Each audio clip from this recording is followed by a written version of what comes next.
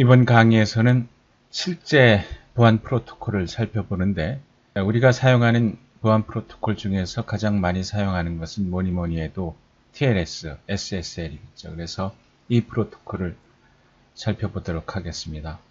이 TLS 혹은 SSL은 웹 보안으로 많이 사용하기 때문에 웹 보안 프로토콜이라고 보통 얘기를 하는데 정확히 얘기를 하면은 TCP 보안 프로토콜이라고 얘기를 할 수가 있죠. 그러니까 TCP 위에 동작하는 어플리케이션들의 보안을 제공해 주기 위해서 만든 프로토콜이다 라고 얘기를 할 수가 있겠습니다. 지난 강의 인증 프로토콜에서 우리가 인증 프로토콜을 디자인을 해봤죠. 공개키를 이용해서 상호 인증을 하고 인증을 하면서 세션 키도 같이 설정을 하고 그리고 퍼펙트 포워드 시큐리티를 제공해주는 인증 프로토콜을 디자인을 했죠. 그래서 최종적으로 공개키를 이용을 해서 우리가 설계한 프로토콜이 이런 절차를 갖게 되는데 세션 키 설정은 DPL만을 쓰고 그 다음에 포워드 시큐리티를 보장해주기 위해서 세션마다 만들어가지고 서로 교환을 해서 키를 만드는 그런 프로토콜을 디자인을 했죠. 그래서 이런 DPL만 방식을 에퍼머럴, 템포러리 DPL만 방식이다 라고 얘기를 했어요. 우리가 살펴볼 TLS, SSL 보안 프로토콜이 지난 강의에서 만들었던, 설계했었던 인증 프로토콜하고 상당히 유사하다는 것을 볼 수가 있을 겁니다. 이 TLS는 조금 전에 얘기한 대로 수성 계층에서 TCP에서 보안을 제공해 주기 위해서 만든 프로토콜이죠. 그러니까 TCP 위에서 동작하는 모든 응용 프로토콜엔 이 프로토콜이 적용될 수가 있어요. 다시 말하면은 TCP라는 수송 프로토콜의 서비스를 받는 어떤 어플리케이션들도 TLS 혹은 SSL 보안 프로토콜을 사용해서 보안 서비스를 제공받을 수가 있는 거죠. 대표적인 게 HTTP 응용 프로토콜을 사용하는 웹 서비스가 있죠. 우리가 이 웹 서비스를 주로 많이 이용하기 때문에 TLS, SSL을 웹 보안 프로토콜이라고 보통 얘기를 하는데 사실은 그거는 TLS의 일면만을 얘기를 하는 거고 TLS는 TCP 위에서 동작하는 어떤 응용 프로토콜이든지 간에 보안 서비스를 제공을 해주고 있는 거죠. 우리가 인터넷에서 각 계층에서 만든 보안 프로토콜을 간단히 살펴보면은 이 IP를 위해서 만든 보안 프로토콜이 IPsek이에요. 그러니까 IPsek은 IP 바로 위에서 보안 서비스를 제공을 해주는 거죠. 그러니까 IPsek을 쓴다 그러면은 IP 위에서 동작하는 모든 어플리케이션들, 트랜스포트 레이어도 TCP뿐만 아니라 UDP도 있으니까 결국 모든 어플리케이션들은 IPsek을 쓰게 되면은 보안 서비스를 받을 수가 있는 거죠. 사실상 인터넷이라고 하는 게 IP라는 프로토콜을 통해서 모든 패킷이 전달되니까 IPsek이라고 하는 건 인터넷 입장에서 보게 되면은 유니버설 보안 프로토콜이라고 얘기를 할 수가 있죠. 또 그런 목적으로 만든 것이 IPsek이고 하지만 원래 그런 목적으로 IPsek을 만들었지만 IPsek은 그렇게 보편적으로 사용이 되지는 않아요. 굉장히 부분적으로 사용이 되고 있죠. 오히려 이 TCP를 위해서 만든 TLS, SSL이 더 보편적이라고는 얘기는 못하겠지만은 굉장히 광범위하게 많은 응용 프로토콜의 보안 프로토콜로 사용이 되고 있죠. 그리고 만약에 어떤 특정 어플리케이션 경우에 특정 어플리케이션이 자체적으로 보안 프로토콜을 만들어서 사용할 수도 있어요. 예를 들면은 HTTP라는 응용 프로토콜 위에서 동작하는 Electronic Transaction, 전자 상거래 경우에 별도의 보안 프로토콜을 만들 수가 있죠. 예를 들면은 SET 같은 Secure Electronic Transfer Protocol 이런 것들. 또 이메일 경우에는 이 SSL을 쓰지를 않고 써도 되죠. 근데 쓰지를 않고 이메일에 더 특화돼서 만든 이메일 보안 프로토콜을 사용을 하고 있죠. 예를 들면 PGP라든지 SMIME 이런 것들이 이메일에 특화돼서 만든 보안 프로토콜이죠. 그러니까 이와 같이 특정 응용 프로토콜이 자체적으로 자신만을 위한 보안 프로토콜을 만들어서 사용할 수도 있어요. 그렇게 되면은 응용 프로토콜마다 다 따로따로 보안 프로토콜을 만들어야 되니까 번거롭죠. 근데 어차피 TCP 위에서 응용 서비스를 받는다 그러면은 TLS를 쓰면은 되지 않느냐. 그래서 TLS, SSL이 광범위하게 많은 응용 프로토콜에서 응용 서비스에서 보안 프로토콜로 사용되고 있는 거죠.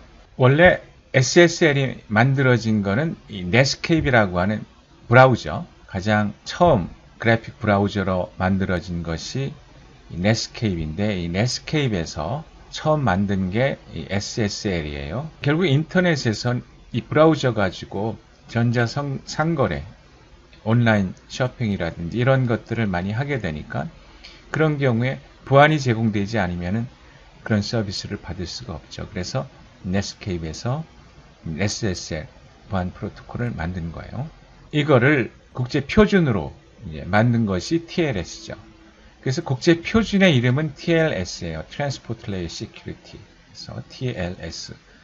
그러니까 TLS하고 SSL은 사실은 같은 거죠. 그러니까 SSL을 가지고 국제 표준으로 만든 것이 TLS니까. 근데 원래 이름이 SSL이기 때문에 SSL이라고 하는 이름도 많이 사용이 되고 있는데, 그래도 표준을 꼭 지칭해서 얘기할 때는 우리가 TLS라고 얘기를 하는 것이 맞다고 볼 수가 있죠.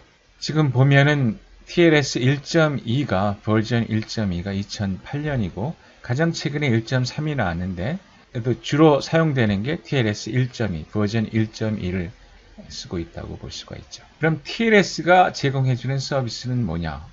물론 TLS는 TCP에서 어플리케이션들이 안전하게 메시지를 전달할 수 있도록 Secure Communication Channel, 보안 채널을 제공해 주는 것이 TLS의 목표죠. 구체적으로 보면은 예를 들어 가지고 앨리스라고 하는 고객이 사용자가 온라인 서점 bbb.com이라고 하는 온라인 서점에서 책을 구매한다고 할 때 먼저 앨리스는 자기가 접속하는 사이트가 진짜 BBB인지 확인할 수가 있어야 되겠죠. 서버 인증. 그래서 서버 인증 기본적으로 TLS가 해주는 서비스가 되고, 근데 클라이언트 인증은 TLS 입장에서는 선택사항이에요. 왜냐하면 앨리스가 물건을 구매하기 전에는 온라인 사이트는 꼭 이 고객이 앨리스라는 것을 인증할 필요는 없죠.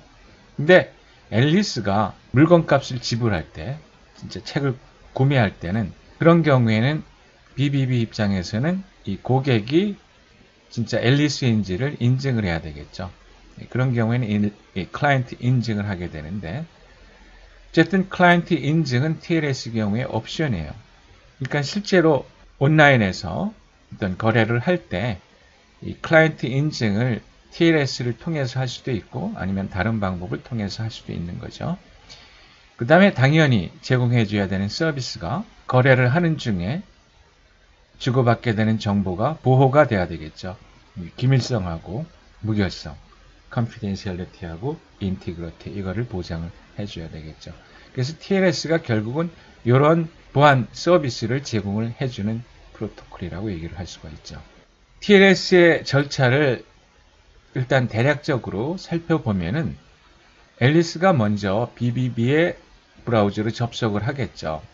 그러면 BBB는 내가 진짜 BBB다라는 것, 그러니까 자신을 인증을 해요. 그러니까 앨리스 입장에서는 내가 지금 접속한 사이트가 진짜 BBB라는 것을 확신을 할 수가 있는 거죠. 그래서 앨리스는 서버 인증을 하게 되죠.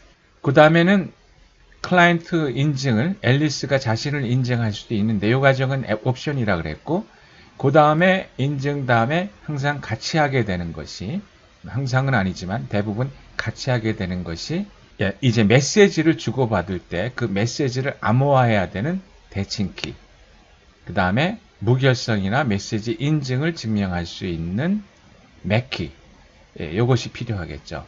그래서 그거를 설정을 하는데, 지금 이 경우엔 대칭키만 얘기를 하는데 맥키도 마찬가지예요. 그럼 둘 사이에 그럼 우리가 세션 키를 KAB로 하자, 이렇게 약속을 하게 돼요. 그러니까 세션 키 설정이 인증 다음 단계에서 이루어지게 되는 거죠. 그래서 인증과 세션 키 혹은 맥키가 설정이 되면은 그 다음부터 메시지는 안전하게 전달을 할 수가 있죠. 자, 요게 전체적인 절차인데 요거를 조금만 더 속을 들여다보면은 앨리스가 BBB에 접속을 했어요. 그럼 BBB는 자신을 인증하는데 TLS 경우에 자신의 공인인증서를 줘요. 그래서 공인인증서를 통해서 자신을 인증을 하는 거죠. 공인인증서에는 CA, 그러니까 인증기관이 증명한, 서명한 BBB의 공개키가 있으니까 그 인증기관을 신뢰를 하게 되면은 그 공인인증서의 내용을 믿을 수가 있고, 그래서 앨리스는 BBB를 믿을 수가 있는 거죠. 확신할 수가 있는 거죠. 상대방이. 그 다음에 세션 키를 KAB로 하자고 키를 설정을 해서 전송을 하게 돼요. 자, 그러면은 이 세션 키를 설정하는 이 과정은 어떻게 하느냐? TLS 경우에는 두 가지 방법을 제공을 해줘요. 하나는 공개 키를 이용을 해서 대칭 키를 서로 설정을 하게 돼요. 또 한 가지 방법은 DP-헐만 방법을 쓰는 거죠. 이 DP-헐만 방법을 쓰는 거는 우리가 조금 전에 봤었던, 지난 강의에서 봤었던 인증 프로토콜에서 DP-헐만 방법을 써서 세션 키를 설정하는 그 과정하고 거의 유사하다고 볼 수가 있는 거죠. 앨리스가 BBB로부터 서버로부터 공인인증서를 받게 되면은 서버에 공개 키를 받게 되죠. 공개 키를 가져요. 그러면은 앞에서 공개 키를 이용해서 이 대칭 키를 설정할 수가 있다 그랬는데 그 경우에 앨리스가 대칭 키를 만들어요. 대칭 키를 만들어서 이 대칭 키를 BBB 서버한테 전달을 시켜줘야 되는데 이거를 안전하게 전달을 시켜줘야 되겠죠. 어떻게 하면은 안전하게 전달할 수 있을까요? BBB의 공개 키를 쓰면 되죠. BBB의 공개 키를 써서 이 대칭 키를 암호화시켜서 보내면은 암호화된 내용은 누구든지 볼 수 있지만은 이 서버에 개인 키가 없으면은 이거를 복구할 수가 없죠. 오로지 BBB만이 이 메시지를 복구할 수가 있으니까 BBB는 앨리스가 만든 동일한 세션 키를 받을 수가 있는 거죠. 그럼 둘 사이에 세션 키를 서로 공유를 했으니까 그 다음부터는 안전하게 메시지를 암호화시키고 메시지 무결성과 인증을 하면서 메시지 전송을 할 수가 있게 되는 거죠. 자, 또 다른 방법은 DP-헐만을 쓴다 그랬는데 DP-헐만 경우엔 BBB가 서버가 자신의 비밀값을 만들어요. 그래서 DP-헐만 파라메타를 앨리스한테 전달을 하는 거죠. 그럼 앨리스도 자신의 비밀값을 만들어서 서버에게 전달을 시켜주죠. 서버에게 전달을 시켜줘요. 그러면은 둘은 이 값을 앨리스 입장에서는 서버로부터 받은 이 값과 자신의 비밀값을 가지고 이 값을 계산을 하면은 그리고 서버는 마찬가지로 이 값을 계산하면은 동일한 값이죠. 그럼 이 값은 둘만이 공유하는 비밀값이 되게 되는 거고 이 값을 이용을 해서 앨리스와 서버는 세션 키 혹은 다른 키를 만들어서 사용할 수 있게 되는 거죠. 이게 두 번째 DP-헐만을 이용해서 세션 키를 설정하는 방법이에요. 자, 이 두 가지 방법을 결국 TLS 경우에도 사용을 하고 있는데 이제 자세히 TLS 절차를 살펴보도록 하죠. TLS 절차는 일단 이 두 가지 과정으로 구별을 해서 볼 수가 있어요. 이게 실제로 메시지를 안전하게 전송하기 전 단계에서 이루어지는 과정이 되는데 일단 클라이언트하고 서버는 이 핸쉐이크, 악수를 하는 과정이죠. 그러니까 서로 간의 존재를 확인을 하고 인증이 되겠죠. 근데 서버 인증은 필수적으로 해야 되고 클라이언트 인증은 옵셔널이라고 그랬어요. 그리고 이 서로를 확인하는 핸쉐이크 과정에서 서버하고 클라이언트는 키 설정 방법, 어떤 방법을 써서 키를 설정할 것이냐. 앞에서 두 가지 방법을 얘기를 했는데 어떤 방법을 써서 키를 설정할 것이냐. 그 다음에 둘 사이에 사용할 암호 알고리즘, 대칭키 알고리즘도 여러 가지가 있고 그 다음에 해시 알고리즘, 또 디지털 서명, 전자 서명 알고리즘도 여러 가지가 있으니까 어떤 방법을 써서 안전한 통신을 할 것인지를 이 핸쉐이크 과정에서 서로 합의를 하게 되는 거죠. 그래서 이때 주고받은 파라메타 값을 가지고 키를 설정을 해요. 키에는 물론 세션 키가 있고 맥 키도 있고 두 개의 중요한 키를 이때 설정을 하게 되죠. 그러면은 이렇게 설정한 키를 가지고 안전한 메시지 전송을 할 수가 있고, 그다음에 마지막 다 통신이 끝나면은 이 세션을 종료하죠. 그러니까 결국 이 TLS에서 핵심되는 이 절차가 이 두 가지 과정으로, 두 가지 단계로 이루어진다고 볼 수가 있는데, TLS 핸쉐이크 프로토콜은 지금 이 메시지, 종류로 보면은 10개인가요? 이 메시지를 결국 주고받게 돼요. 그러니까 지금 여기 client hello, server hello, certificate, server key exchange 이런 메시지들이 TLS 핸쉐이크에 사용하는 프로토콜 메시지죠. 그래서 이런 식으로 메시지를 주고받는데, 먼저 클라이언트가 서버에 접속을 하니까 제일 먼저 클라이언트 헬로 메시지를 보내고 서버는 서버 헬로 메시지로 응답을 하죠. 그래서 여기 지금 검은 걸로 나와 있는 거는 필수적으로 주고받아야 되는 메시지고, 파란색으로 표시된 메시지는 옵셔널이에요. 선택이죠. 꼭 교환해야 되는 메시지는 아닌 거죠. 먼저 단계 1을 살펴보면은 지금 헬로 메시지를 서로 주고받죠. 이 헬로 메시지를 주고받는 과정에서 뭐를 하느냐 하면은 세션을 설정해요. 여기서 세션은 TLS 세션을 말하는 거예요. 세션이라고 하는 것이 결국 처음에 악수를 하면서 클라이언트와 서버 간에 인증을 하고 어떤 키를 설정하겠죠. 그러니까 이 키가 이 세션에서 유효한 거죠. 그래서 일단 이게 끝나면은 다시 악수를 하고 모든 절차를 다시 해서 키도 새로 만들어야 되고 인증도 새로 해야 되고 하는 거죠. 그래서 이 통신하는 단위 요거를 세션이라고 부르게 돼요. TLS 세션이죠. 그래서 이 TLS 세션을 단계 1에서 헬로 메시지를 교환하면서 설정 과정이 이루어지게 되고, 그때 보안 리스트, 암호화 알고리즘을 어떤 걸로 쓸지를 결정을 하게 돼요. 먼저 클라이언트 헬로 메시지를 보낸다고 했는데, 클라이언트 헬로 메시지나 서버 헬로 메시지의 내용은 먼저 버전이 있어요. TLS 경우에는 1.2가 보통 되겠죠. 그 다음에 랜덤 값. 이 랜덤 값이 우리가 앞에서 배운 이 난스죠. 난스. 난스는 글자 그대로 랜덤 값을 쓸 수도 있고 타임스탬프를 사용할 수도 있어요. 그 다음에 지금 세션을 설정하니까 이 세션의 아이디가 주어져야 되겠죠. 그래서 세션 아이디 값이 헬로 메시지에 넣어서 전달이 되게 되죠. 그러니까 메시지를 주고받을 때 메시지들이 어떤 세션에 속하는지는 이 아이디 값으로 구별이 되죠. 그래서 이 아이디에 합의된 키 값들이 정해져 있는 거죠. 아이디가 다르면 사용하는 키가 달라지죠. 그 다음에 암호 알고리즘들 리스트, 사이퍼 스위트라고 그러는데, 이 리스트를 주고받아요. 먼저 클라이언트 헬로 메시지 클라이언트가 자기가 사용할 수 있는 암호 알고리즘을 서버한테 알려주는데, 그때 자기가 쓰기를 원하는 것부터 순서대로 나열해서 서버한테 알려주죠. 그럼 서버는 그 중에서 가장 적합한 것을 선택을 해서, 그래서 그 알고리즘으로 이제 앞으로 통신을 하는데 사용을 하는 거죠. 압축은 필요하면은 메시지를 줄이는 거니까 이건 특별히 보안하고는 상관이 없는 내용이죠. 사이퍼 스위트 보안 알고리즘 리스트에는 암호 알고리즘, 어떤 알고리즘을 쓸 것이냐, 그 다음에 해시 알고리즘, 전자서명 방식, 그 다음에 키 교환 방식, 이 내용들을 결정을 하게 돼요. 클라이언트가 자기가 사용할 수 있는 이런 알고리즘 리스트를 서버한테 주면은 서버가 그 중에서 하나를 선택하게 되는데, 지금 여기 보면은 요 RSA 혹은 요 DH, DSS, DH, RSA, 그 다음에 DHE, 그 다음에 DH Anonymous.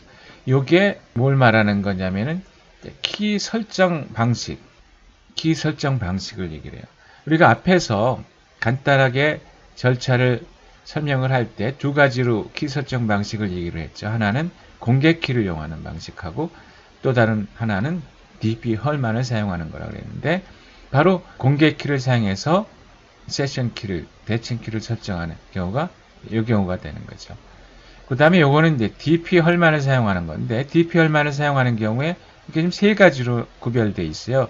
요거는 픽스트 DP 헐만이라고 보통 얘기를 하는 거고, 요거는 anonymous, 익명이라고 우리가 쓰는 anonymous.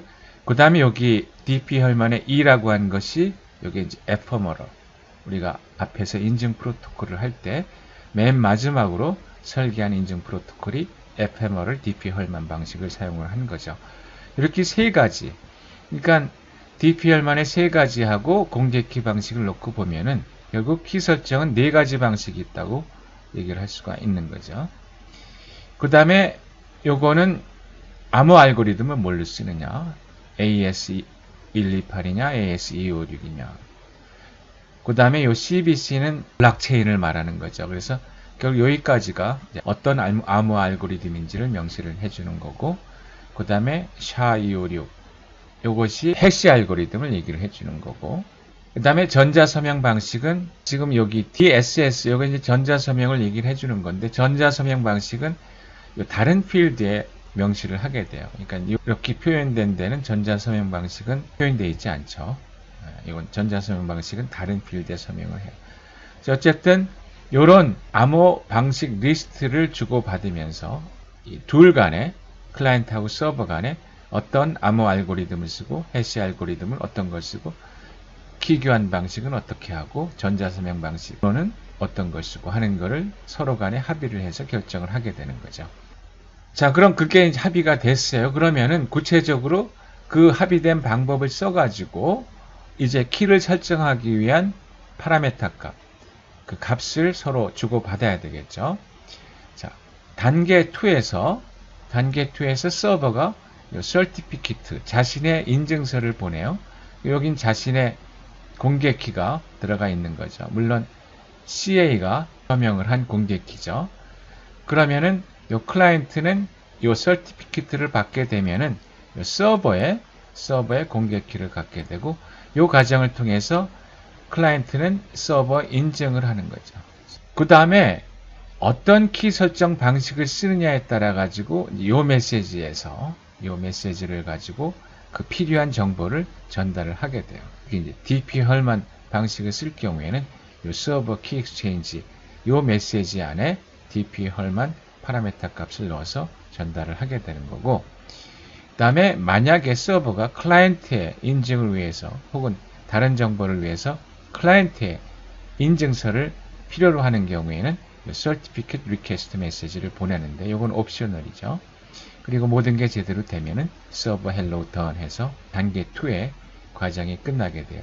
그러니까 이 단계 2 과정을 통해서 단계 2 과정이 제대로 이루어지게 되면은 클라이언트와 서버는 서로 키를 설정할 수 있는 그런 모든 정보를 다 갖추게 되는 거죠. 자, 구체적으로 보면은 공개 키를 이용을 해서 이 세션 키를 설정하는 경우에는 앞에서 설명한 대로 클라이언트는 세션 키를 만들었다 그러면은 이 세션 키를 서버에 공개 키로 암호해서 전송을 하면은 서버는 안전하게 클라이언트가 만든 세션 키를 받을 수가 있겠죠. 그게 여기에 해당되는 거예요. 그래서 서버 키 익스체인지에는 굳이 전송할 정보는 없죠. 이 경우에는. 그 다음에 픽스트 DP 헐만 경우에는 요 인증서 안에 서버가 자신의 DP 헐만 파라메타를 인증기간이 물론 서명을 하죠. 인증서니까. 그거를 클라이언트한테 알려줘요. 그러면은 클라이언트 입장에서는 서버의 DP 헐만 파라메타를 모두 받았으니까 서버 키 익스체인지에는 따로 전송할 정보는 없죠. 근데 우리가 지난 인증 프로토콜에서 봤었던 ephemeral DP 헐만이 가장 안전한 키 설정 방법이죠. 포워드 시큐리티도 보장을 해주는.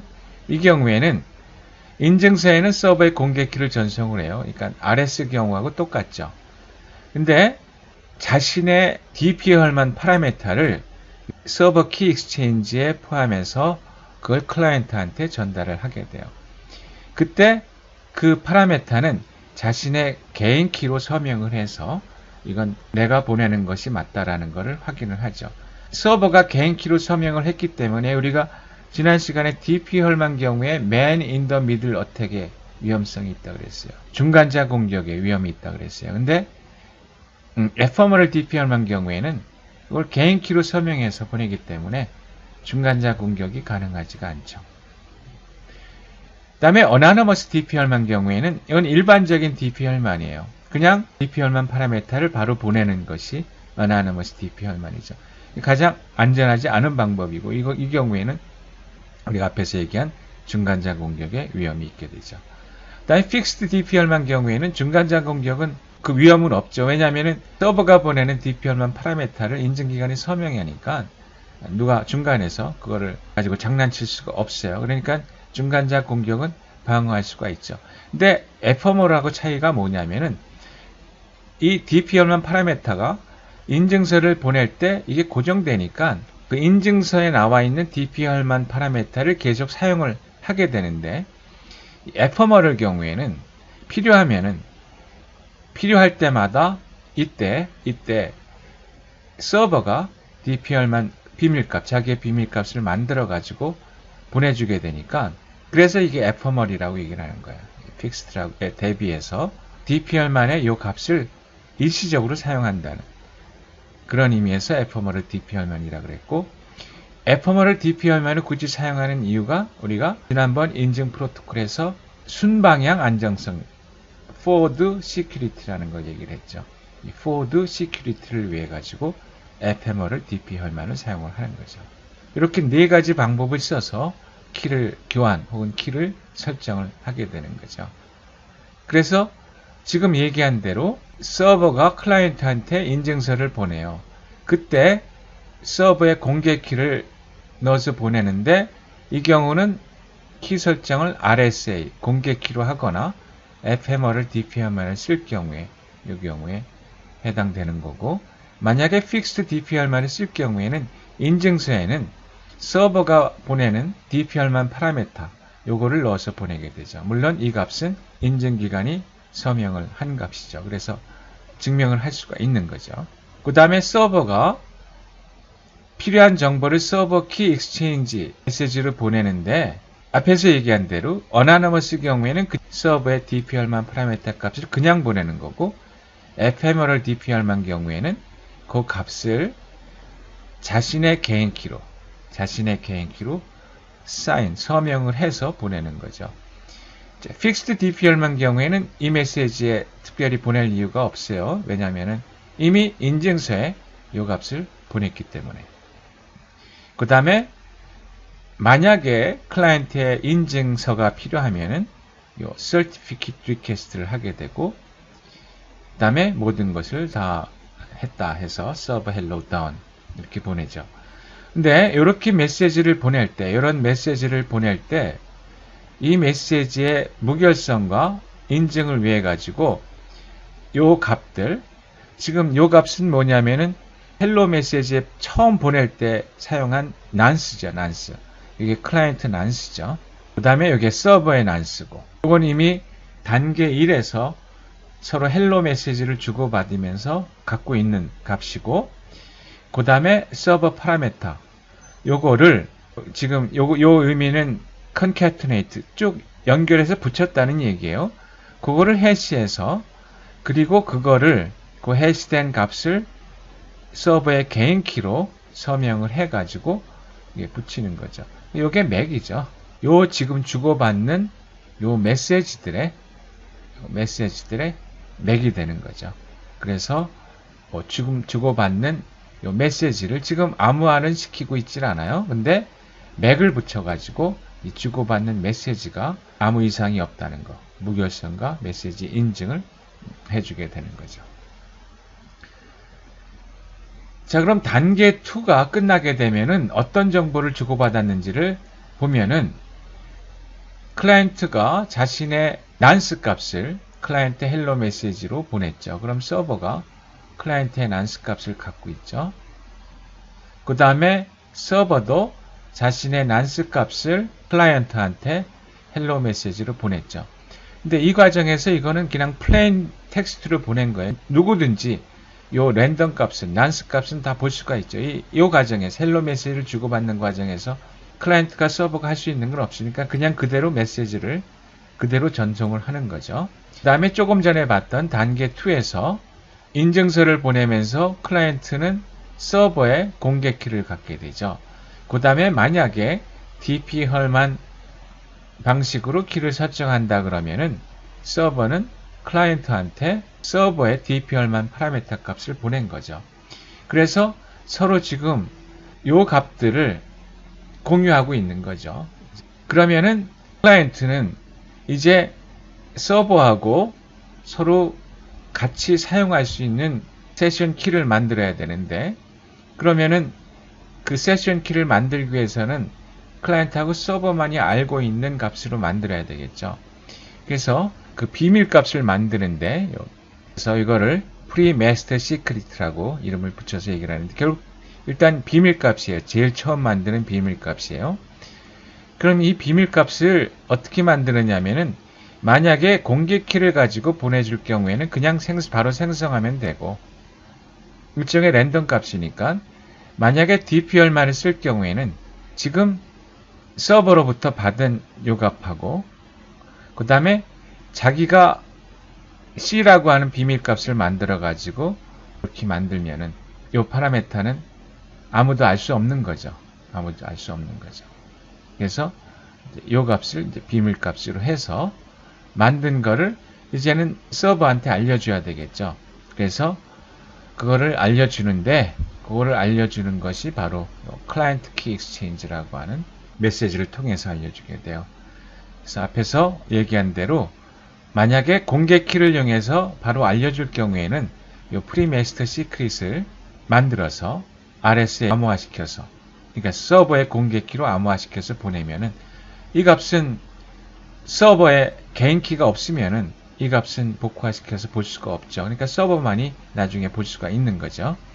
그 다음에 DP-헐만을 쓰는 경우에는 DP-헐만 파라메타, 좀 전에 얘기한 C를 만들어서 받은 GS를 가지고 자신의 C하고 요 값을 계산하면은 요것이 비밀값이 되죠. 이건 DP-헐만 파라메터에서 이 값은 누구도 찾아낼 수가 없다 그랬죠. 그래서 요 값을 서버한테 알려주는 거죠. 요 메시지를 통해 가지고.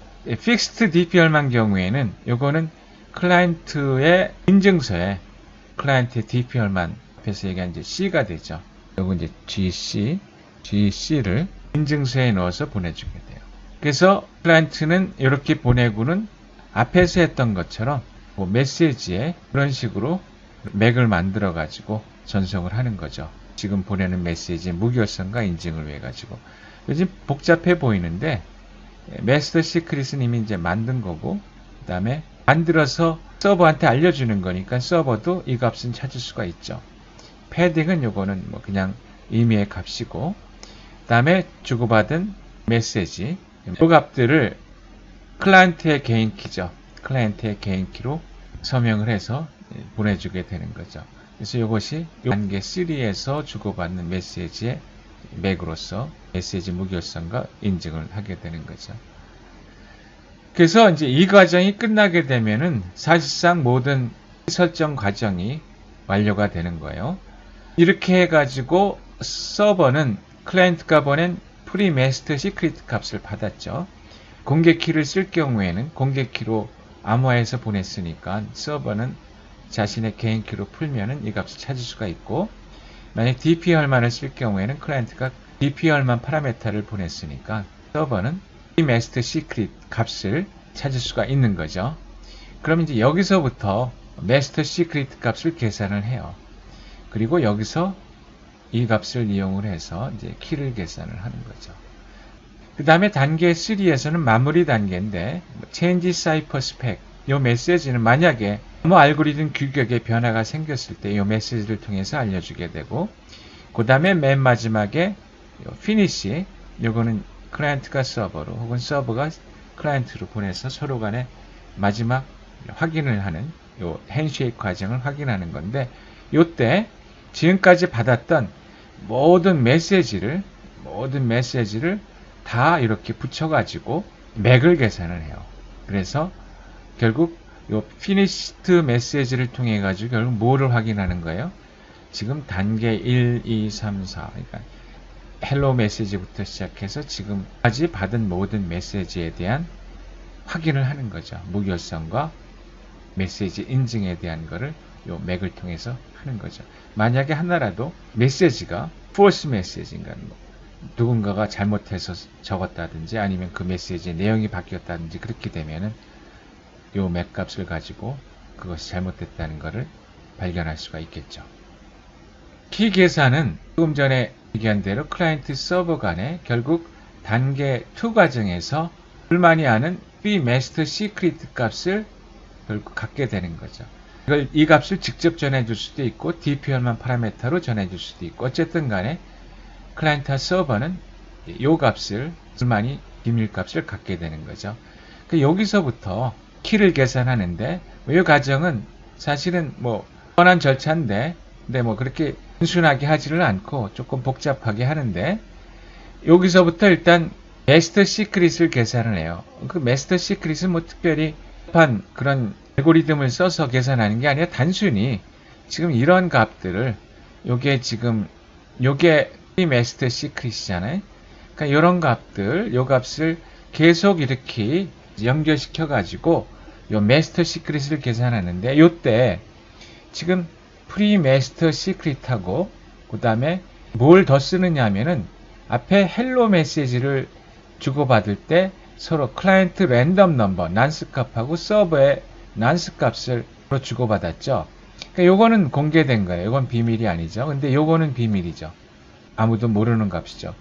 여기서부터 지금 이런 식으로 해서 마스터 시크릿 값을 계산을 해요. 그러니까 이건 복잡해 보이지만 그냥 쭉 연결시켜서 샤워원으로 해시하고 또 붙여서 샤워원으로 해시하고 이렇게 한 거예요. 그러니까 동일한 절차를 반복해서 그냥 수행을 한 거죠. 그 다음에 요 MS에서 결국은 이제 키를 만들어내는데 키가 하나가 아니라 여러 개의 키를 만들어내는데 먼저 요 대칭 키, 그러니까 세션 키를 만들고 그 다음에 메시지 인증을 위한 맥 키를 만들고 그 다음에 키는 아니지만 대칭키 알고리즘에서 사용하는 초기 값, 이니셜 벡터라고 얘기를 하죠. 초기 값들. 요것들을 요 S에서부터 요 값에서부터 만들게 되는데 만드는 방법은 지금 이런 식으로 이게 뭐예요? 마스터 시크릿 이 값이죠. 그 다음에 서버의 난스죠. 클라이언트의 난스죠. 요거를 쭉 이렇게 붙여가지고 계속 해시하겠죠. 해시해서 어떤 값들이 나오면은 요걸 잘라가지고 이건 세션 키, 맥 키 이런 식으로 해서 이 키를 만들어내는 거예요. 둘이 똑같은 절차를 수행을 하는 거죠. 근데 여기서 지금 보면은 요 세션 키가 클라이언트가 사용하는 세션 키하고 서버가 사용하는 세션 키를 다른 거를 써요. 그러니까 어떻게 보면 세션 키가 이제 두 개로 보이죠.